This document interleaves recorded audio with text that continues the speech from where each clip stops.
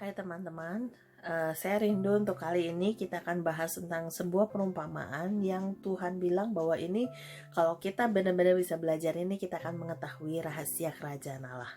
Apa itu rahasia kerajaan Allah? Pengen tahu? Oke, kali ini kita akan diskusi atau kita akan bahas tentang perumpamaan penabur ya, yang ada di 3 bagian dalam Alkitab, ada di Matius, Markus, dan Lukas. Ini tiga-tiganya bicara tentang hal yang sama, perumpamaan tentang penabur. Nah, di situ ceritanya adalah seperti ini. Ada sebuah benih yang jatuh di jalan raya. Kemudian ada yang jatuh di tanah yang berbatu. Kemudian ada yang jatuh di semak duri. Dan ada yang jatuh di tanah yang gembur. Ya. Nah, saya bersyukur ada masa di hidup saya yang Tuhan kejar saya untuk belajar bercocok tanam. Baik itu via hidroponik maupun di tanah. Jadi saya perhatikan gitu ya. Saya perhatikan baik-baik masa-masa itu, dan dengan itu saya jadi bisa mengerti perumpamaan ini. Apa yang terjadi? Nah, ketika benih yang jatuh di jalan raya, nah kondisinya apa sih jalan ini ya?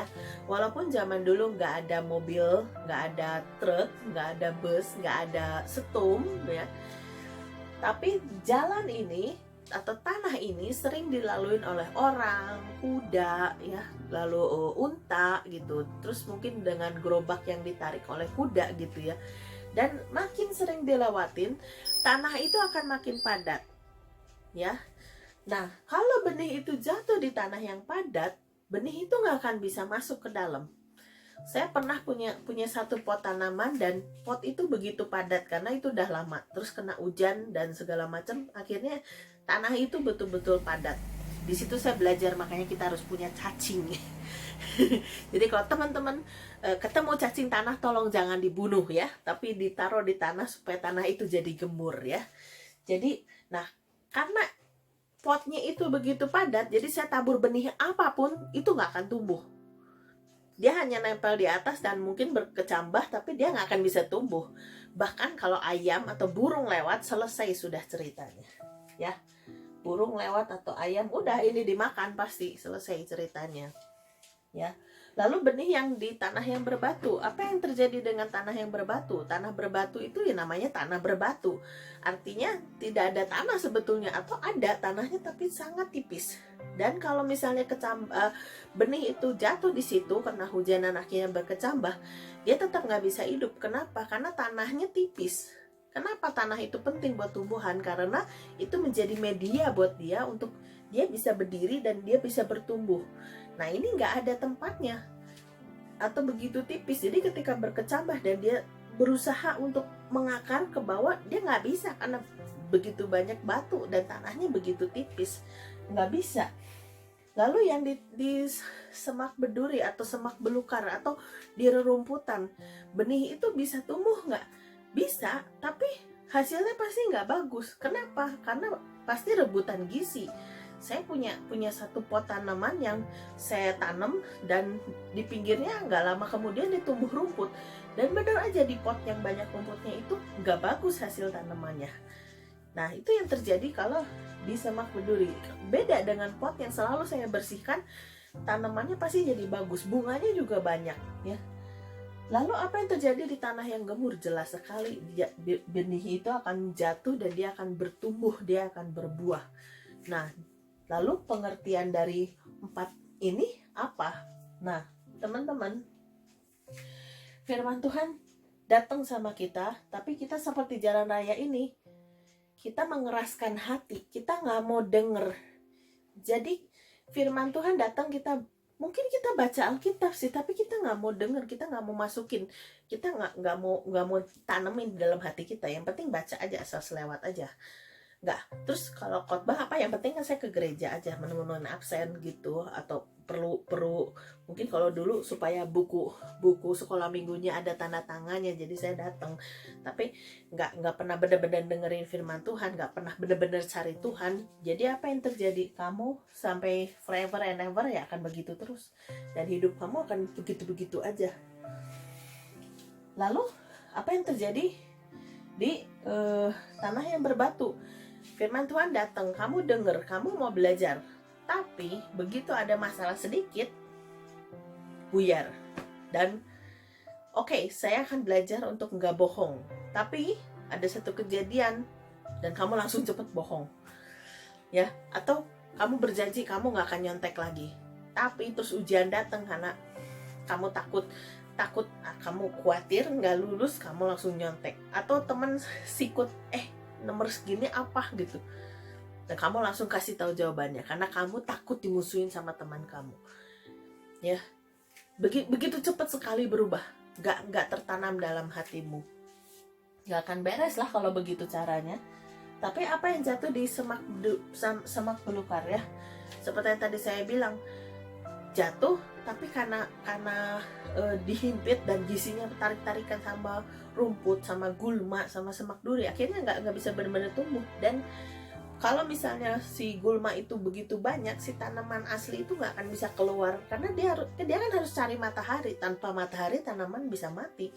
Tapi karena begitu banyak rumput dan semak belukar, dia nggak akan bisa tumbuh. Apa yang terjadi dalam hidup kita kalau kita ini sama seperti benih yang di semak belukar atau semak berduri ini, ya, sama seperti keadaan saat ini ketika ada COVID-19 ini, dan kamu pikirannya macam-macam, baca di WhatsApp si ini share tentang itu, si ini wah share-nya yang negatif, belum yang hoax, dan kamu akhirnya khawatir, ya. Kamu di karantina terus kamu mikirin jadi aneh-aneh. Kita semua ada di rumah, kita semua di karantina, nggak cuman kamu aja, kita semua ngalamin hal yang sama. Dan betul, masa depan kita gimana. Tapi kalau kita hidup dan kita terus memikirkan seperti itu, kita nggak akan maju-maju, kita nggak akan tumbuh-tumbuh. Sama seperti yang jatuh di semak belukar ini, kamu nggak akan tumbuh, nggak akan jadi tanaman yang bagus, kamu nggak akan jadi anak Tuhan yang bagus. Tapi kalau yang jatuh di tanah yang gembur, dia akan bertumbuh. Bahkan di sana dikatakan dia akan berbuah 100 kali lipat, 60 kali lipat, 30 kali lipat. Kalau teman-teman agak sulit mengerti tentang ini, saya punya contoh. Saya punya benih beras, ya, dan saya akan ambil satu sebagai contoh. Kecil kan? Benih beras ini kecil, satu. Kenyang nggak makan ini? Nggak kenyang. Tapi kalau ini saya jatuhin di tanah yang gembur dan dia tumbuh, bahkan dia akan berbuah sampai dia merunduk karena keberatan begitu banyak buahnya. Dia akan menghasilkan 100 bulir, 60 bulir, 30 bulir. Dan apa yang terjadi?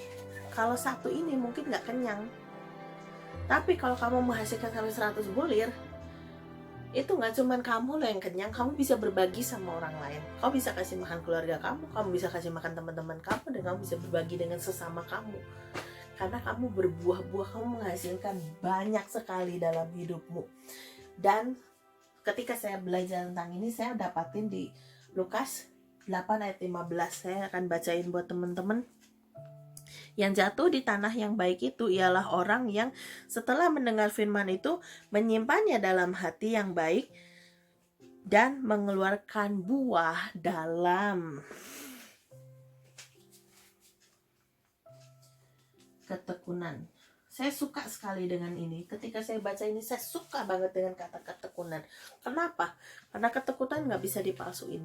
Ketekunan tuh nggak bisa pura-pura. Ketekunan tuh nggak bisa dibuat-buat. Tapi itu keluar dari hati. Dan itu dihasilkan dari hidup kita.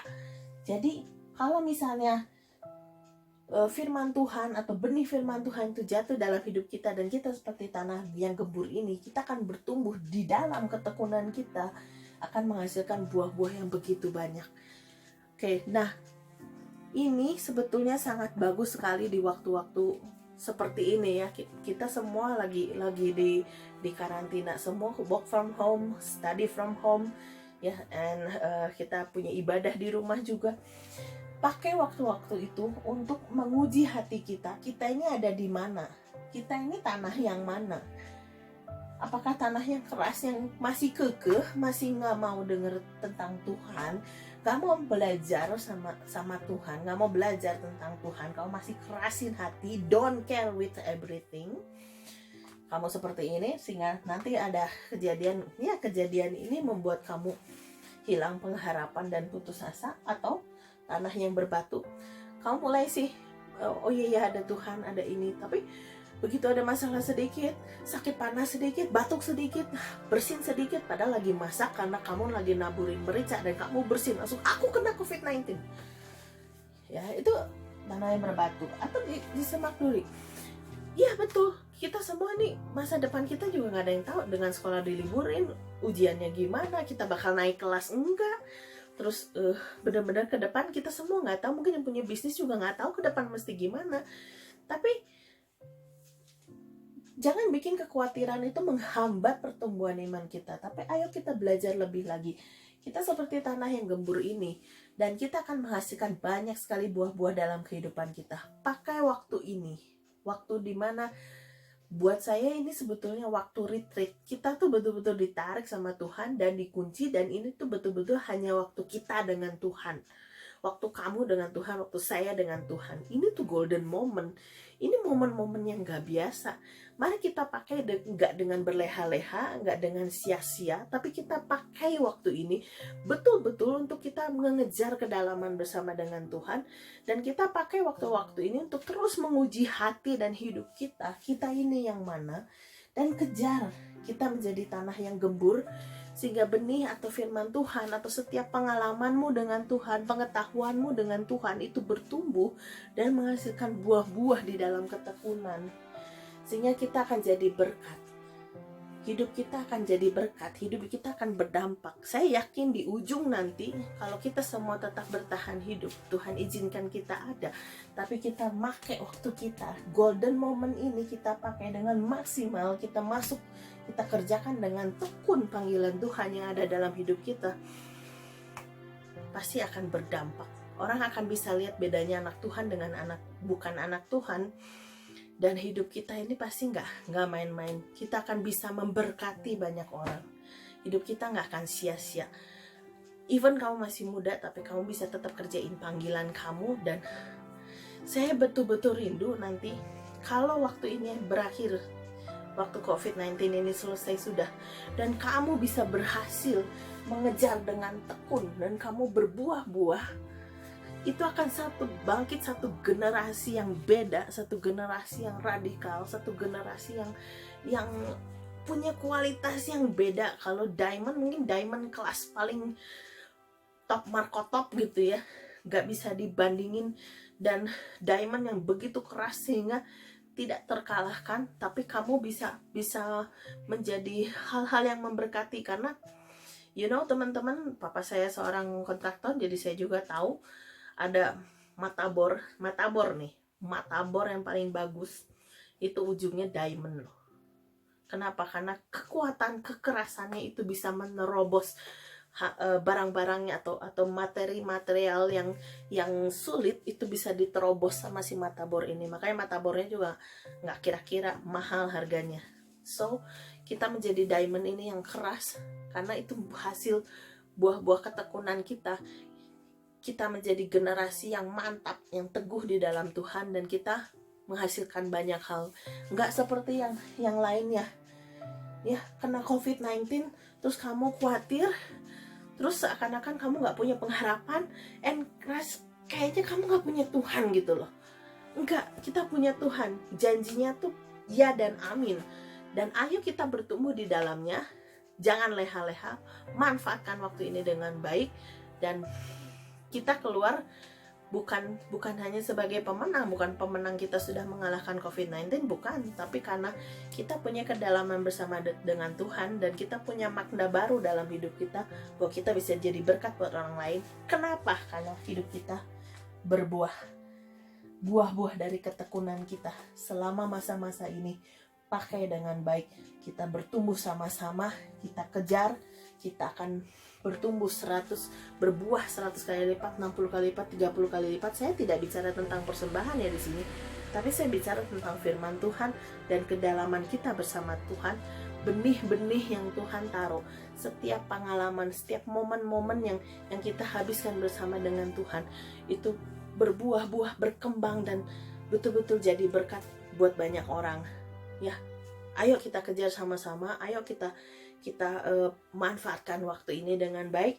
Dan sebagai penutup saya akan ingatkan lagi,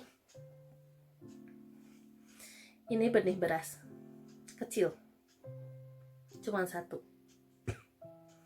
tapi kalau ini tumbuh,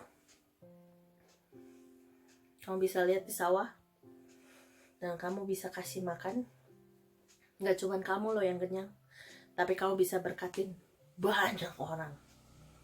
Oke?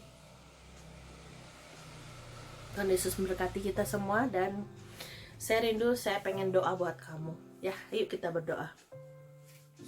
Bapak, terima kasih untuk hari-hari yang Tuhan berikan buat setiap kami.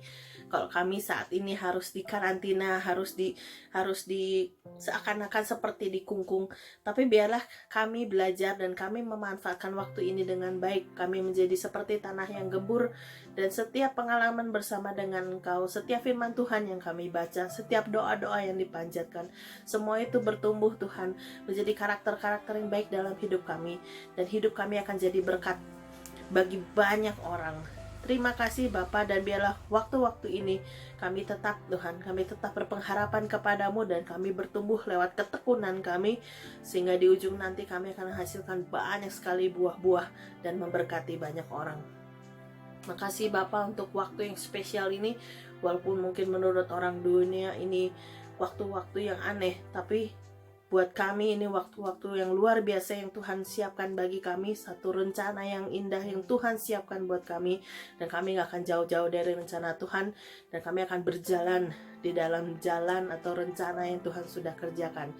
Terima kasih Bapak untuk kesempatan yang indah ini, dan kami menyerahkan setiap kami percaya Tuhan, waktu ini adalah waktu yang berbeda, dan waktu ini adalah waktu yang tepat buat Tuhan kasih kepada kami, dan biarlah kami terus belajar. Kami ini adalah ladang yang gembur, dan biarlah kami bertumbuh di hadapan-Mu Tuhan. Terima kasih Bapa, mengucap syukur, dan aku bersyukur untuk generasi ini Tuhan. Biarlah satu generasi yang berbeda, satu generasi yang radikal, dan aku berdoa Tuhan akan pakai generasi ini untuk memberkati gak cuman kota, gak cuman keluarga mereka, bahkan bangsa ini dan dunia ini. Terima kasih Bapa, hamba sungguh bersyukur dan menyerahkan setiap anak-anak hanya di dalam nama Tuhan Yesus. Amin.